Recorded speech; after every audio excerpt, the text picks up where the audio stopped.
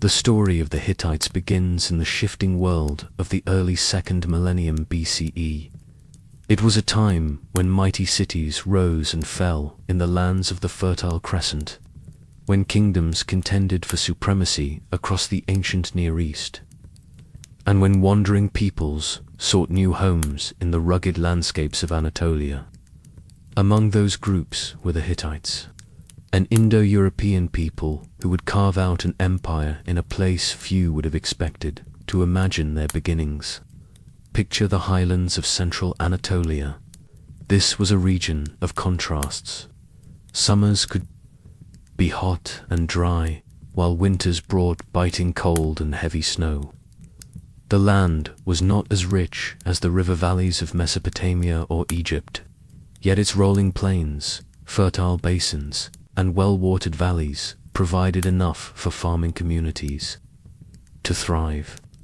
Towering hills and rocky ridges gave the land a wild character, while forests of oak and pine covered the uplands. The Kadesh River, known in antiquity as the Halys, looped across the landscape like a giant arc cutting through the high plateau and feeding fields and settlements. It was here, in the shadow of these hills, that the Hittites built their first strongholds, the city that would one day become their capital. Hattusa sat in a strategic position, nestled within the bend of the Kadesh. It was surrounded by steep slopes and narrow passes, making it both defensible and commanding.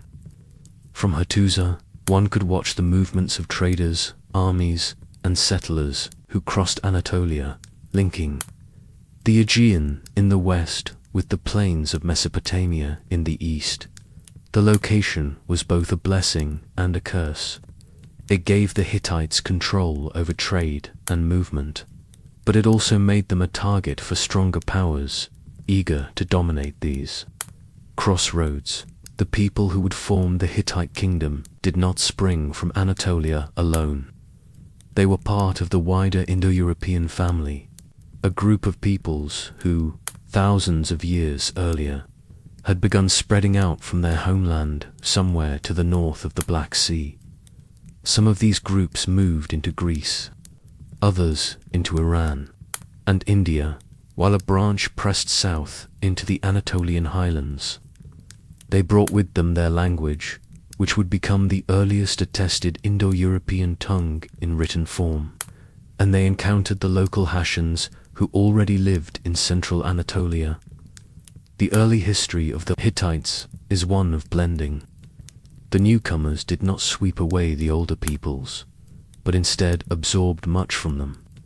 The Hashans gave their name to the land of Hatti, and their religious traditions deeply shaped the cults of the later Hittite kings. The Hurrians, living further east, added their own influences in myth and ritual. From Mesopotamia came writing, administrative practices, and legal traditions. The Hittites wove these diverse strands together, creating a culture that was both uniquely their own and deeply interconnected with their neighbors. It was during the Old Hittite Kingdom, around the 17th century BCE, that these beginnings took clearer shape. One of the most important figures in this period was King Hattusili.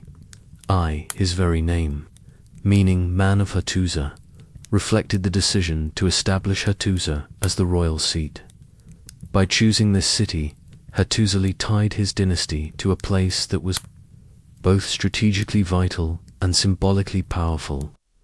The city was fortified with massive stone walls that hugged the contours of the hills, enclosing temples, palaces, and storage facilities. From here, the king could launch campaigns, control the surrounding countryside, and enforce his authority over rival chieftains. Hattusili was not merely a local ruler. He envisioned a kingdom that stretched beyond the Anatolian plateau. He led his armies into northern Syria, clashing with the city-states that dotted the region and seeking to secure trade routes that carried tin, silver, and textiles. These expeditions were not always successful, but they signaled a new ambition. The Hittites were not content to remain an isolated highland people. They aspired to become players in the great game of Near Eastern politics. The rise of the Hittites was not without resistance. In the east, the Hurrians posed a formidable challenge. Their influence spread across northern Mesopotamia and eastern Anatolia, and their warriors clashed with the forces of Hittite. To the south, the Amorite dynasties of Mesopotamia, including the old Babylonian kingdom, had their own ambitions. In the north and west, local Anatolian groups resisted incorporation into Hittite rule. Perhaps most threatening of all was Assyria, the rising power along the upper Tigris. Though small at this stage, the Assyrians were aggressive traders and militarists, and they quickly became rivals for control of the routes connecting Anatolia to Mesopotamia. Despite these struggles, the Hittite kingdom endured. Its rulers learned to balance force with diplomacy. They imposed vassal treaties on weaker states, demanding loyalty and tribute while allowing some degree of autonomy. They also relied on kinship and marriage alliances to bind their realm together. These strategies, though fragile, allowed the kingdom to survive in a competitive and dangerous environment. Culturally, the old Hittite kingdom displayed both innovation and continuity.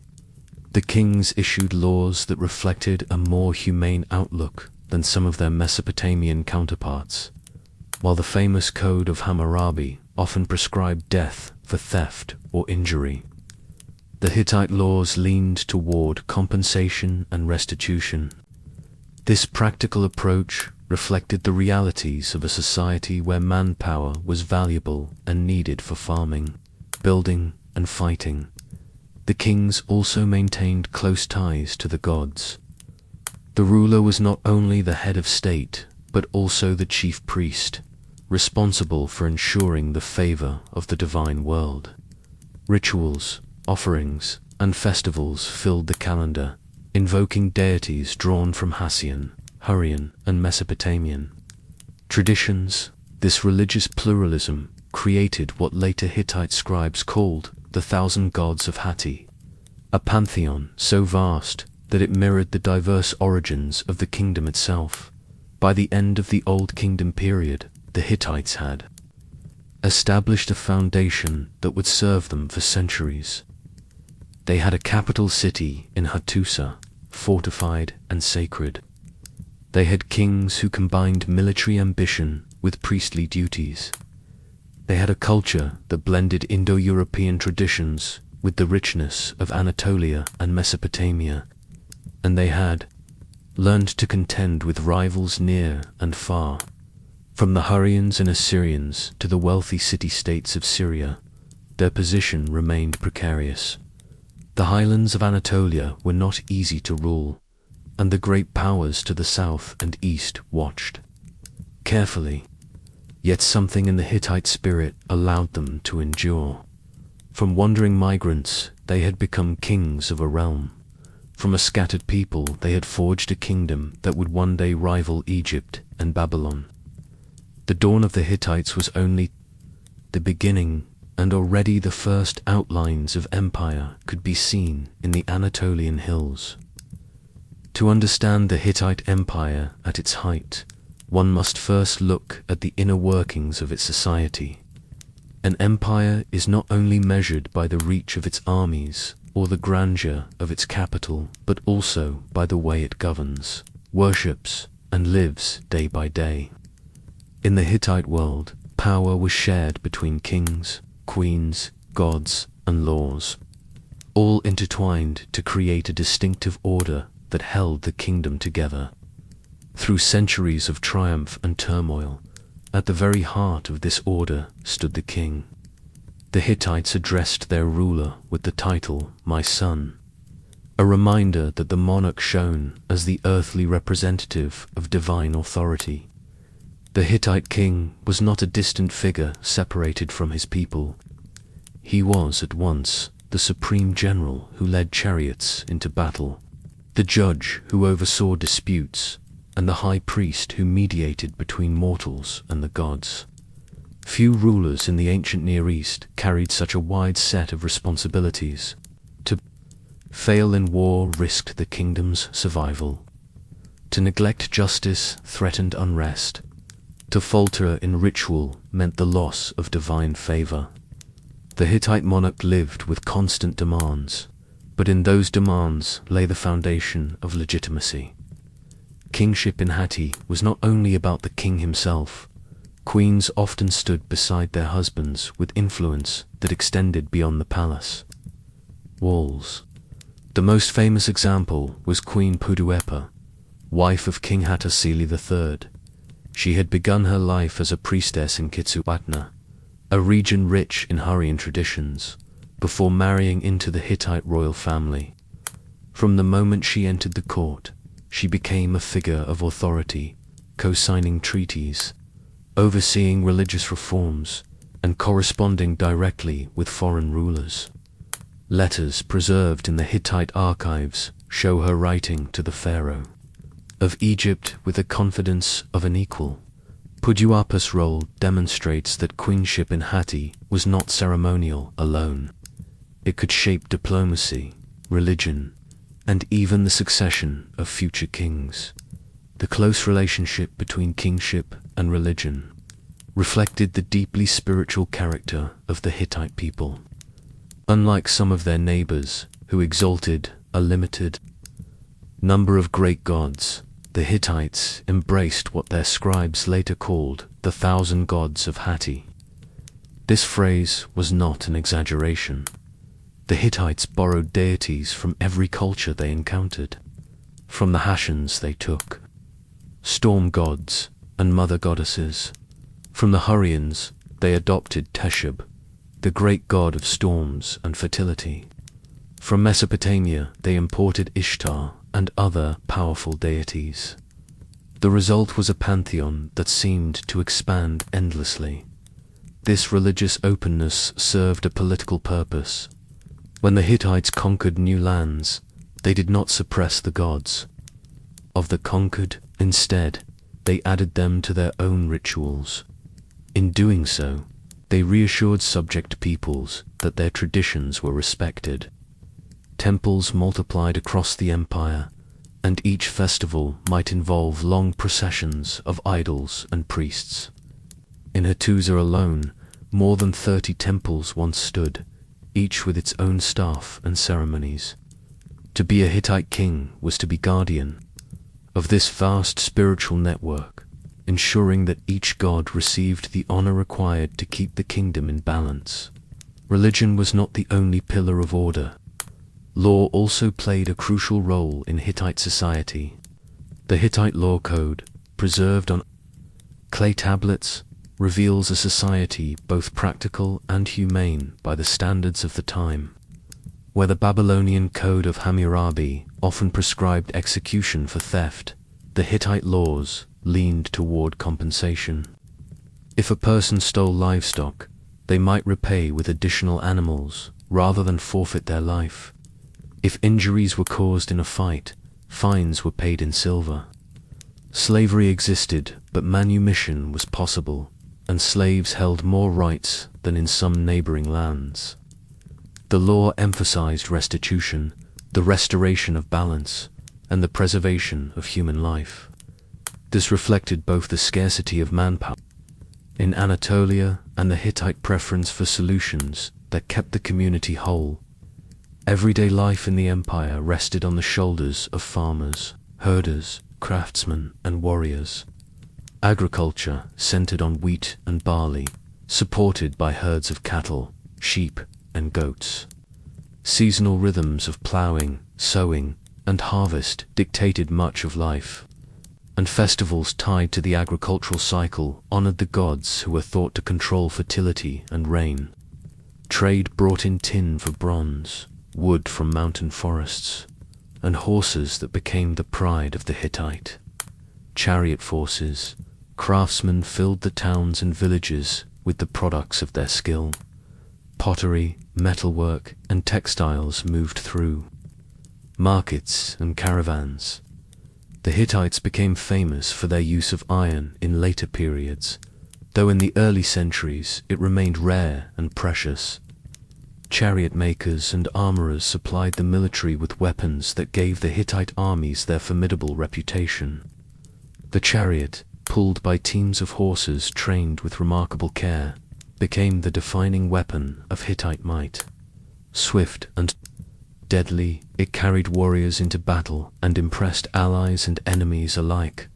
Life in the towns was marked by modest houses of mud brick and timber, clustered around central courtyards or narrow streets.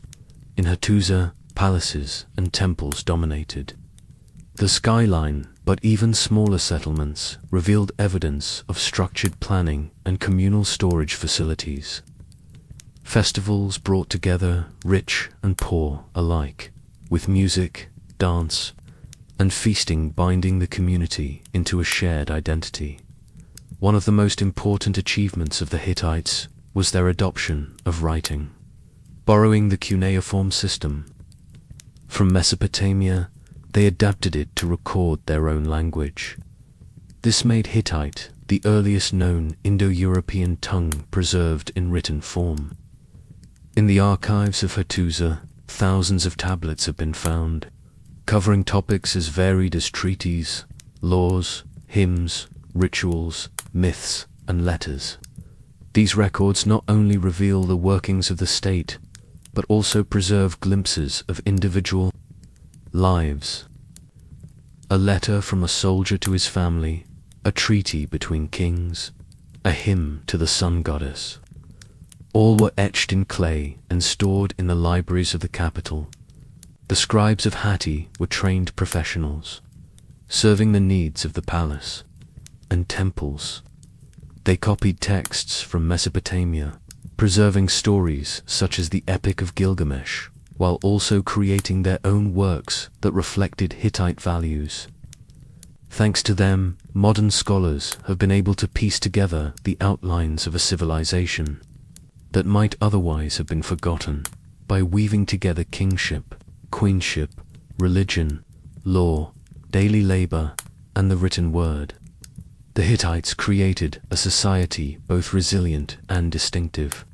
It was a society that valued order and tradition, yet one that could adapt by absorbing the practices of others. The king ruled as the shining sun, but his authority was sustained by the 1,000 gods, the voice of the queen, the fairness of the law, the toil of farmers, and the records of scribes. All of these threads held the empire together, enabling it to stand among the great powers of the late Bronze Age. The heart of Hittite society beat with the rhythm of worship and work, law and loyalty. It was a world where gods were many, where rulers carried both sword and censer, and where the written word gave permanence to treaties and prayers alike. In this heart lay the strength that allowed the Hittites to endure the storms of history and rise as masters of Anatolia. The Hittite Empire did not emerge suddenly. It was the product of centuries of ambition, warfare, and diplomacy. From the rugged Anatolian plateau, the kings of Hatti looked outward and dreamed of expanding their influence over distant lands. Through their efforts, the Hittites transformed themselves from a regional kingdom into one of the great powers of the late Bronze Age. Their story during this period is marked by the daring of kings, the clash of armies, and the careful weaving of treaties that held together a far-reaching empire. Among the earliest rulers to leave his mark was Masili I, who reigned in the 17th century BCE. He was the grandson of Hattusili I, the king who had first established Hattusa as the royal seat. Masili inherited his grandfather's ambitions and carried them to even greater heights. His campaigns pushed deep into northern Syria, bringing Aleppo under Hittite control. But his most legendary achievement was a bold march far to the south, into the heart of Mesopotamia itself. Around 1595 BCE, Masili led a daring raid against Babylon. The Babylonian kingdom, long a center of Mesopotamian power, had already been weakened by internal strife. Masili's forces swept across the land and captured the city, dealing a final blow to the dynasty that had been founded by Hammurabi. For a moment, the Hittites stood as conquerors of one of the most famous cities in the ancient world. Yet the raid brought little lasting gain. Masili's army could not hold Babylon, and soon afterward, Kassite tribes took control of the region. Back in Anatolia, Masili faced betrayal within his own court. He was assassinated, and the kingdom fell into a period of instability. His conquest of Babylon, however fleeting, announced the Hittites as a force to be reckoned with on the international stage. In the centuries that followed, the kingdom weathered times of weakness, but the Hittites endured. The most significant resurgence came under Suppiluliuma I, who ruled in the 14th century BCE. Suppiluliuma was a master strategist and a tireless warrior. Under his leadership, the Hittite armies once again surged into Syria, this time establishing firm control over key cities. Aleppo fell, followed by Carchemish, a vital stronghold along the Euphrates. Through these victories, Suppiluliuma secured trade routes and access to the wealth of Syria, while also creating a buffer against rivals to the south and east. The kingdom of Mitanni, a Hurrian state that had long dominated northern Mesopotamia, stood in the path of Hittite expansion. Mitanni had once been a formidable power, skilled in the use of horses and chariots, but by the time of Suppiluliuma, its strength was waning. Suppiluliuma took advantage of this decline, defeating Mitanni in a series of campaigns and breaking its control over the region. By doing so, he shifted the balance of power in the Near East. The Hittites now held the northern Syrian cities, while Assyria, rising in the east, began to claim the territories once ruled by Mitanni. Suppiluliuma's ambitions extended beyond war. He was skilled in diplomacy as well, crafting treaties with defeated rulers that turned them into loyal vassals. These treaties often bound local kings to the Hittite monarch through oaths of loyalty and promises of tribute. In return, the Hittites offered protection and recognition. This system of vassalage allowed the empire to stretch far beyond the lands it could directly administer. Syrian princes swore fealty, and Hittite officials ensured that tribute flowed back to Hattusa. The empire became a mosaic of directly ruled territories and semi-independent states, all tied together by loyalty to the great king. The growing power of the Hittites did not go unnoticed. To the south, Egypt under the 18th dynasty had interests in Syria as well. The pharaohs of this period, including Thutmose III and Amenhotep III, sought to dominate the Levant, and conflict with the Hittites was inevitable. While open war between Suppiluliuma and Egypt did not reach its peak until later generations, the rivalry between the two powers was already forming. A striking episode from Suppiluliuma's reign reveals both the reach of Hittite influence and the precarious nature of royal politics. After the death of the Egyptian pharaoh Tutankhamun, his widow sent a desperate letter to Suppiluliuma, asking him to send one of his sons to marry her and become king of Egypt. Such a union would have created a powerful alliance and placed a Hittite prince on the Egyptian throne. Suppiluliuma agreed and dispatched a son, but the plan collapsed when the prince was murdered on his way south. Whether Egyptian factions or foreign enemies were responsible, the episode showed how seriously Egypt regarded Hittite power. The dream of uniting the two royal houses never came to pass, but the request itself was a measure of Hatti's prestige. Suppiluliuma was succeeded by his son Masili II. who consolidated the empire and continued campaigns against rebellious states. By this time, the Hittites had become firmly established as one of the great powers of the Late Bronze Age. Alongside Egypt, Babylon, and the rising Assyrian state, their armies were feared, their treaties respected, and their kings treated as equals by the other monarchs of the international order. The tradition of military power and expansion reached another high point under Muwatalli II, who ruled in the 13th century BCE. Muwatalli inherited the legacy of his predecessors and faced the growing challenge of Egypt. Now under the rule of Ramesses II, the confrontation between these two powers would culminate in one of the most famous battles of the ancient world. But even before that, Muwatalli worked to secure Hittite authority in Anatolia and Syria. He relocated the royal court from Hattusa to a new city further south, possibly to strengthen control over the Syrian front. This decision reflected the growing importance of the Levant to the empire's survival. A key factor in Hittite success was their mastery of the chariot. Unlike simple carts, Hittite chariots were designed for speed and power. They were larger than many of their rivals, capable of carrying 3 men rather than 2. One would drive, another would wield weapons, and a third could act as a shield bearer or archer. This made the Hittite chariot a versatile and formidable weapon on the battlefield. Combined with disciplined infantry and clever tactics, it allowed the Hittites to face larger armies with confidence. Diplomacy was as important as warfare in holding together the empire.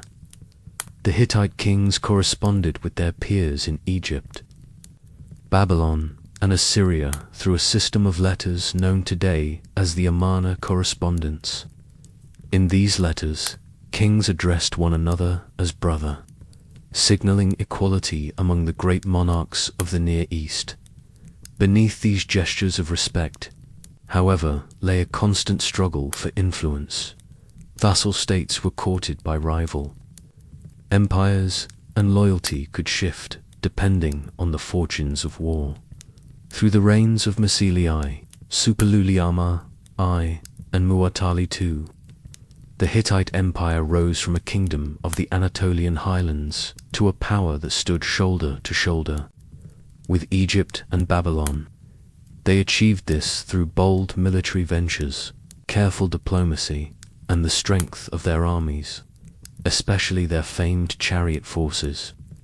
By the 13th century BCE, the Hittites had carved out an empire that stretched from the Aegean coast to the banks of the Euphrates. Their rise to power was complete, and the stage was set for the dramatic confrontations and alliances that would define the next chapter of their history. As the 13th century BCE unfolded, 2 powers rose to dominate the Near East. In the north stood the Hittite Empire, ruling from the highlands of Anatolia and holding sway over northern Syria.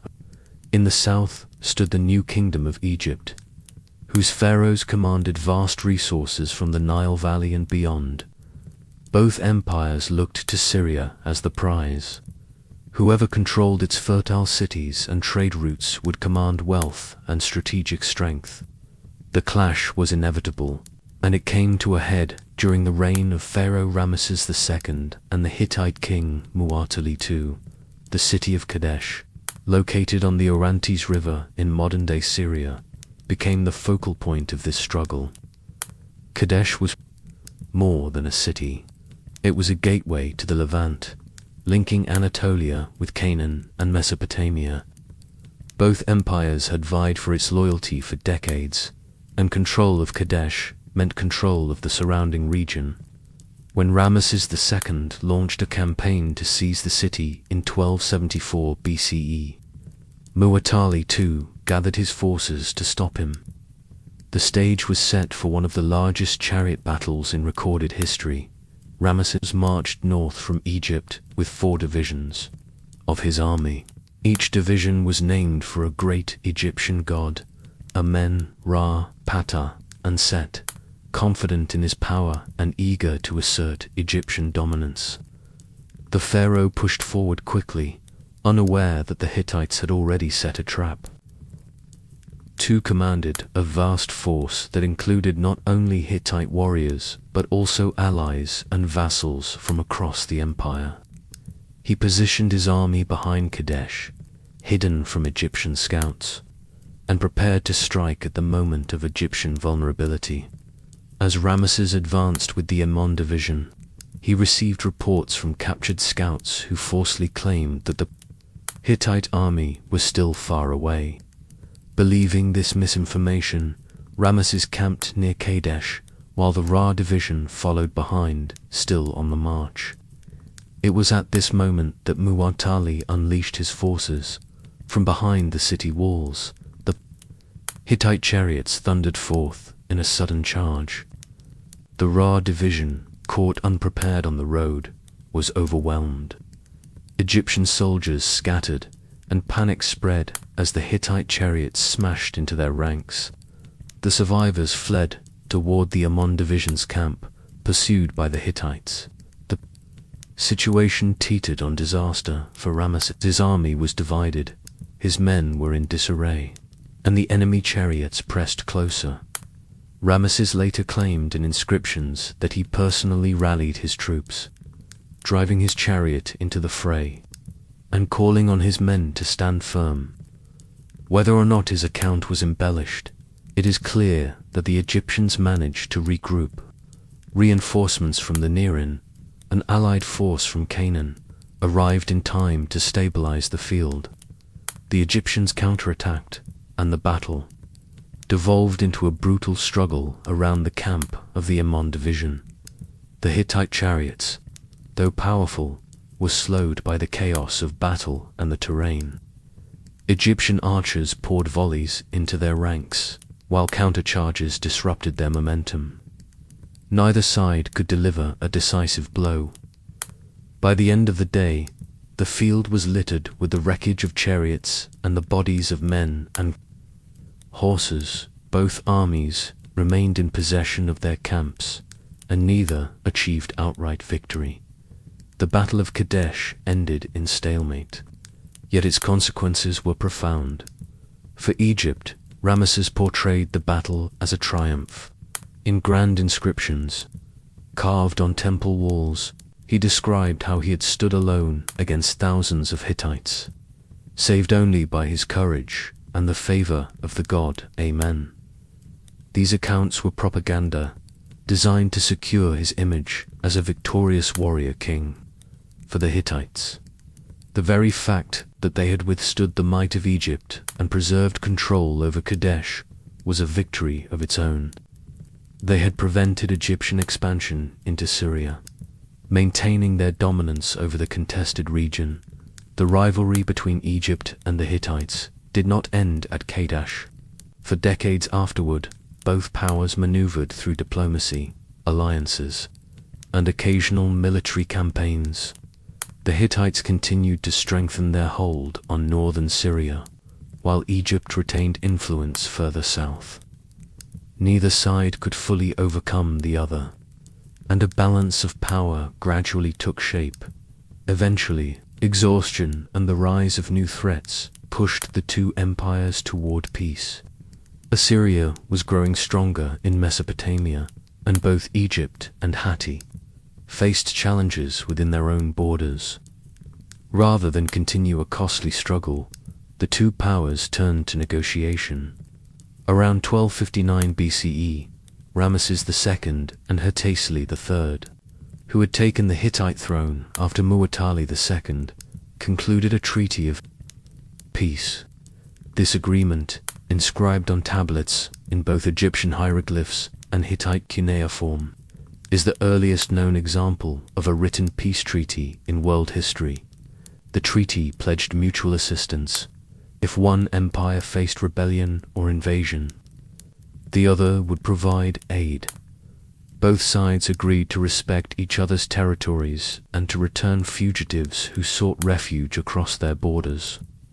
The language of the treaty emphasized fraternity, portraying the kings of Egypt and Hatti as brothers united in goodwill. Copies of the treaty were displayed in temples, a sign of the significance both cultures placed on this new order. Diplomacy did not stop with the treaty. To further cement the alliance, marriage ties were created between the two royal houses. In a striking moment of international politics, a Hittite princess was sent to Egypt to become a wife of Ramesses II. For the Egyptians, this was an extraordinary event, as pharaohs rarely married foreign women. For the Hittites, it was a demonstration of their equal standing with the might of Egypt. The union symbolized the new peace and helped stabilize relations between the two empires for years to come. The Battle of Kadesh, though indecisive on the battlefield, became a turning point in the history of the ancient Near East. It showed the destructive potential of large-scale chariot warfare, revealed the resilience of both Egyptian and Hittite armies, and highlighted the limits of military power. Neither empire could eliminate the other, and so diplomacy emerged as the only sustainable path forward. The memory of the battle endured. Egyptian temples preserved images of Ramesses charging into battle, while Hittite archives recorded their own accounts of the struggle. For modern historians, these records provide a rare opportunity to compare perspectives from both sides of an ancient conflict. What emerges is a picture of two empires, each proud, each powerful, locked in rivalry yet ultimately drawn into cooperation. The clash at Kadesh and the peace that followed demonstrate how the Hittites had truly arrived as a great power. No longer were they merely a kingdom of Anatolia. They now stood on equal footing with Egypt, Babylon, and Assyria, shaping the destiny of the Near East through courage in battle, resilience in the face of adversity, and wisdom in diplomacy. The Hittites secured their place among the great civilizations of the Bronze Age. At its height, the Hittite Empire stretched across a vast territory that made it one of the most formidable states of the late Bronze Age. From the rocky plateaus of central Anatolia to the fertile valleys of northern Syria, Hittite power reached into lands that once belonged to rivals such as Mitanni and Babylon. Their authority extended over vassal kings in the Levant, who swore loyalty and sent tribute to Hadassah.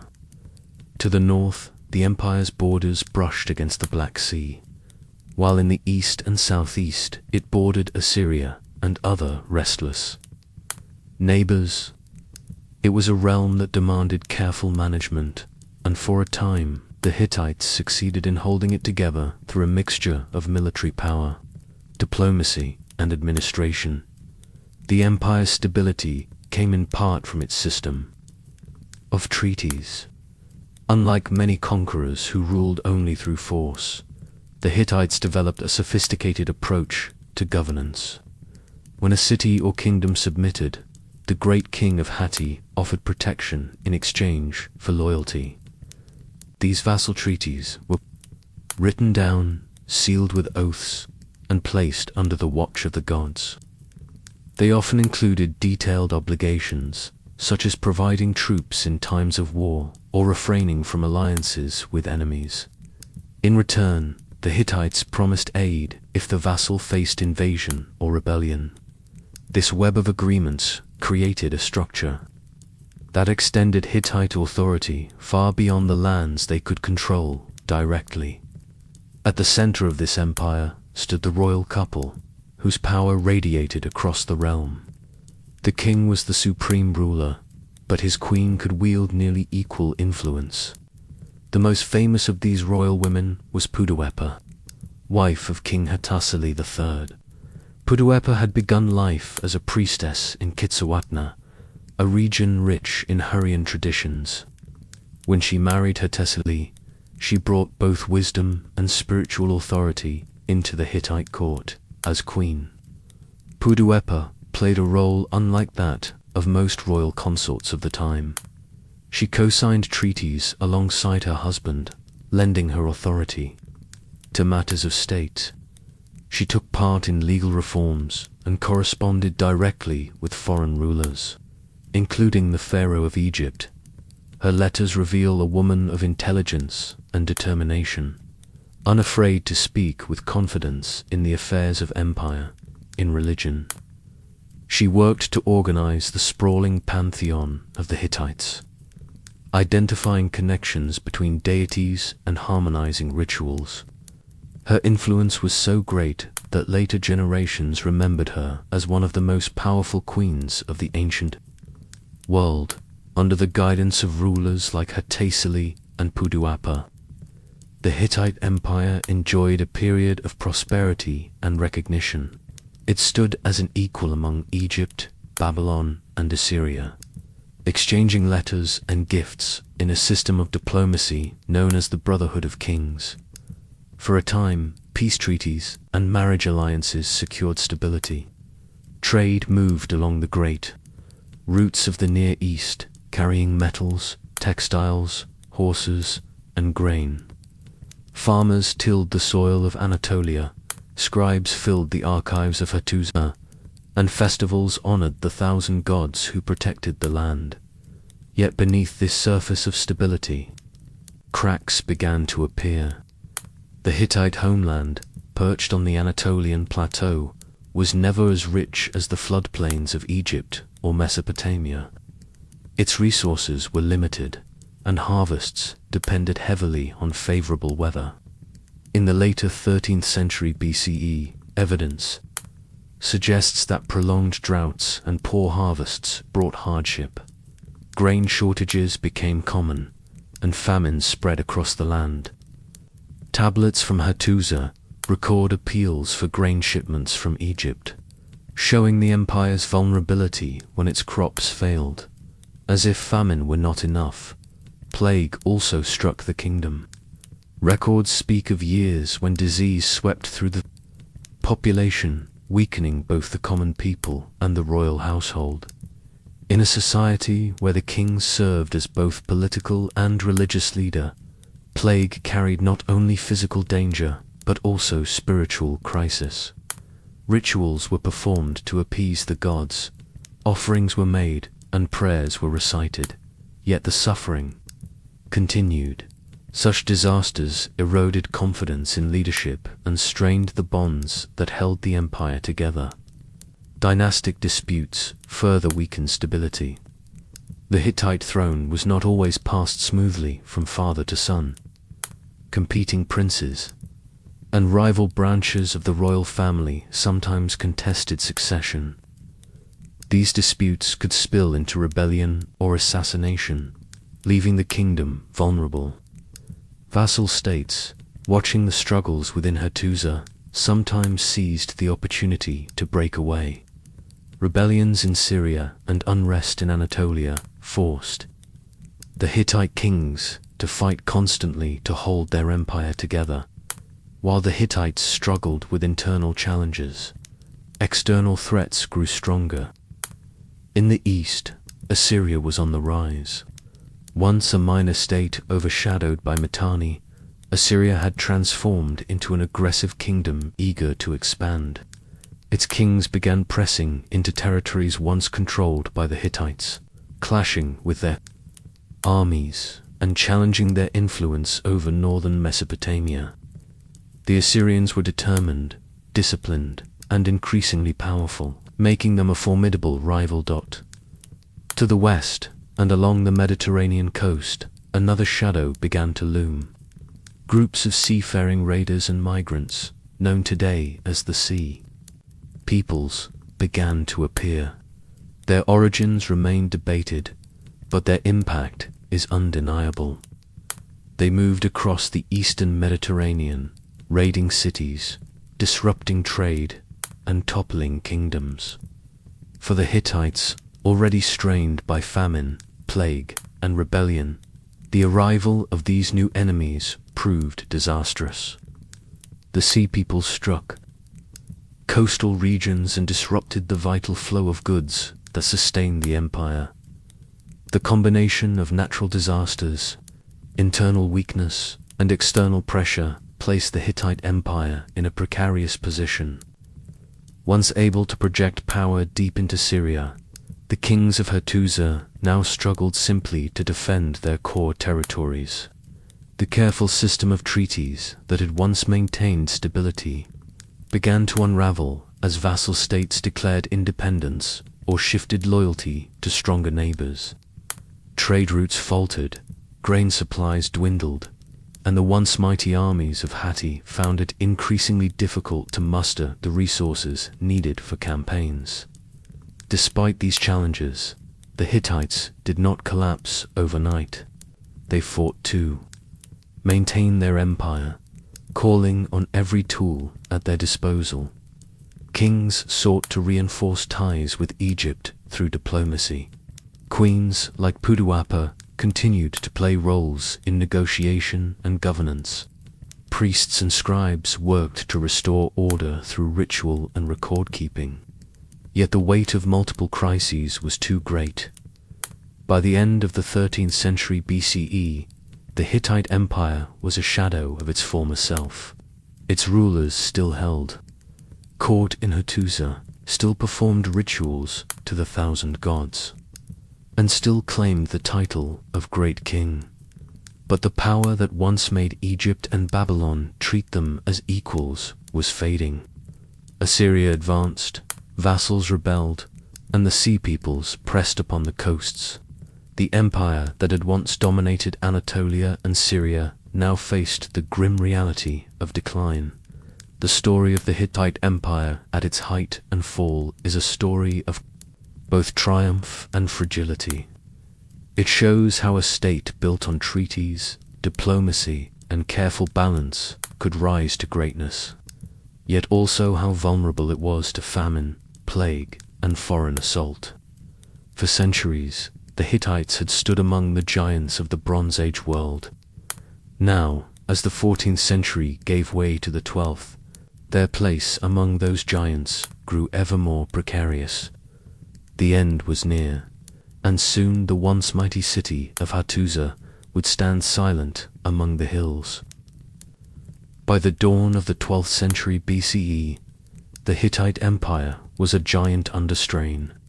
For centuries it had stood among the great powers of the ancient Near East, matching Egypt in battle, ruling over Syria, and holding sway across Anatolia. Yet, as the Bronze Age drew to a close, pressures both within and without converged, and the kingdom of Hatti slid into collapse. The silence that fell over its capital, Hattusa, would last for millennia. The final fall of Hattusa came around 1200 BCE, a date that marked catastrophe not only for the Hittites, but for much of the eastern Mediterranean world. The once royal city, with its towering walls and temples, was abandoned. Fires swept through its storerooms and palaces. The archives that had recorded centuries of treaties, rituals, and royal decrees fell into ruin. When the city was deserted, the empire ceased to exist. Unlike Egypt, which survived the turmoil of the period, the Hittite state simply disappeared. The causes of this collapse were many, each compounding the other. Climate change brought prolonged droughts that ravaged agriculture on the Anatolian plateau. Grain shipments, already precarious, failed to meet the needs of the population. Famine weakened the kingdom, leaving people desperate and rulers scrambling to find solutions. At the same time, plague and disease had long haunted the empire, sapping its strength and diminishing its resources. Invasions and migrations added another layer of destruction. The sea peoples, whose raids and movements disrupted the eastern Mediterranean, struck cities along the coasts. Though the Hittite heartland lay inland, its vassals and trade partners were devastated, cutting off access to essential goods and weakening the empire's network of alliances. To the east, Assyria pressed hard, seizing lands and challenging Hittite authority. In the west, new groups emerged in Anatolia, further eroding the unity of the realm. Perhaps most dangerous of all was fragmentation from within. The system of treaties that had once bound vassal states together began to unravel. Kings in Syria, seeing the weakness of Hattusa, declared independence or turned to rival powers. Dynastic disputes at home left the throne unstable, and rebellion simmered in outlying regions. Without firm central control, the empire could not muster the strength to resist its enemies. When the end came, it was not marked by a single climactic battle but by a slow crumbling of authority until nothing remained. By 1180 BCE, the Hittite Empire that had once commanded respect as a great power was gone. Yet the Hittite story did not vanish completely. While the empire collapsed, pockets of Hittite culture survived in what are often called the Neo-Hittite states. In northern Syria and southeastern Anatolia, smaller kingdoms arose that carried forward Hittite traditions. Cities like Carchemish and Melid maintained elements of Hittite religion, language, and art. These states were never as powerful as the empire had been, but they preserved fragments of its heritage for centuries after Hattusa lay in ruins. Eventually, they too would fall to expanding empires such as Assyria, yet their survival ensured that the memory of Hatti lingered in the ancient world for the people who lived in later centuries. However, the Hittites faded into obscurity. The Bible mentions them in passing, but their true history was forgotten. By the classical era, no one could recall the mighty empire that had once stood in Anatolia. The stones of Hattusa were buried by time, its archives lost, its language silent. For nearly 3,000 years, the Hittites were a civilization erased from memory. It was not until the 19th and 20th centuries that their story began to be rediscovered. As European explorers and archaeologists traveled through Anatolia, they encountered mysterious ruins and strange inscriptions carved into stone. The site of Hattusa, near the modern Turkish village of Bogoski, was uncovered and identified as the ancient Hittite capital. Excavations revealed massive walls, temples, palaces, and gates adorned with lion and sphinx carvings. What had once been a forgotten city was revealed as the heart of a vanished empire. Among the greatest discoveries were the royal archives of Hattusa. Thousands of clay tablets inscribed with cuneiform came to light. These texts included treaties, royal edicts, prayers, myths, and international correspondence. They provided a detailed view of the Hittite world, from diplomacy with Egypt to the rituals performed for their many gods. For historians, the tablets were a treasure trove that transformed understanding of the Late Bronze Age. Equally remarkable was the decipherment of the Hittite language. Scholars realized that the inscriptions represented not a Semitic or Hurrian tongue, but something different.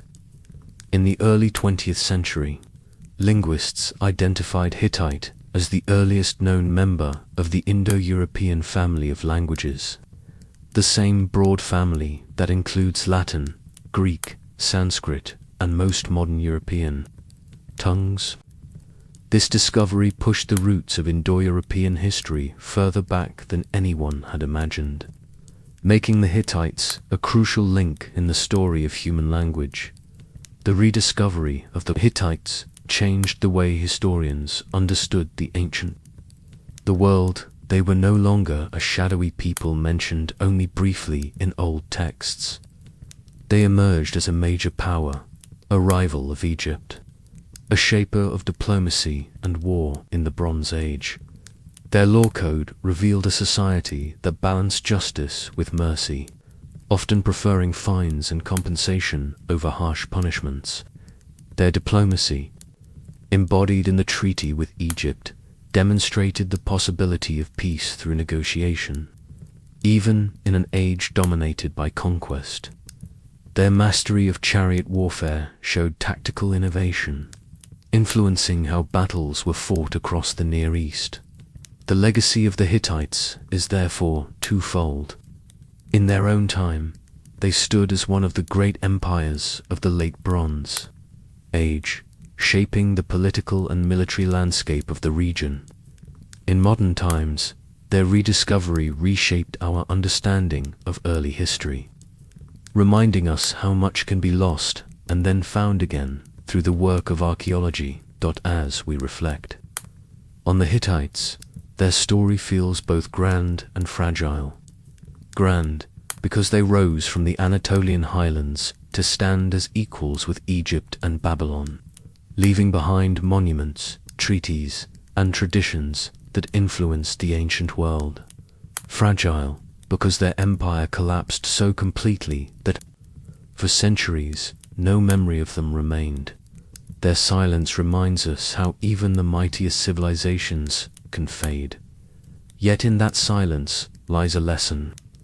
The Hittites, once forgotten, now speak again through the ruins of Hattusa, the clay tablets of their scribes, and the language that links them to much of the world today.